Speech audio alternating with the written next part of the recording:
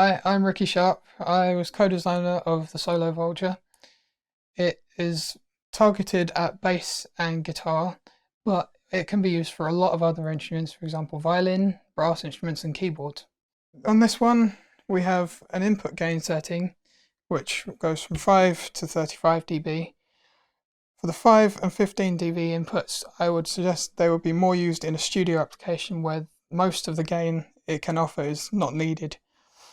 But in the higher gain inputs, 25 and 35 dB, a top lift is added, which really brings out the distortion. It has triode and pentode features similar to the older Vulture, also with squash settings. The first one being very wild distortion with an element of compression, and the second one adding an octave effect into the signal. The bias can really change the distortion characteristics. With having a lower bias, you can get very thick, creamy lead sounds. With a higher bias, you can get some really crunchy, gritty rhythm sounds. With the presence, it's targeted a lot of the mid and top mid range, which can really add a bite and thickness to the guitar tone.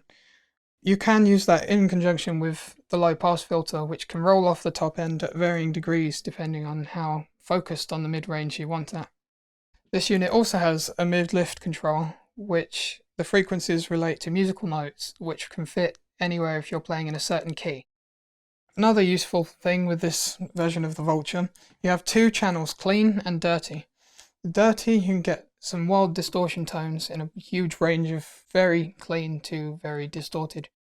You can foot switch between the two channels which makes it really useful in stage or even in studio if you need a quick change. The clean channel is active, so you can switch between the two channels and match the output levels, so there isn't a dramatic loss in volume. Now I'm going to demonstrate a few settings that I found on the Vulture.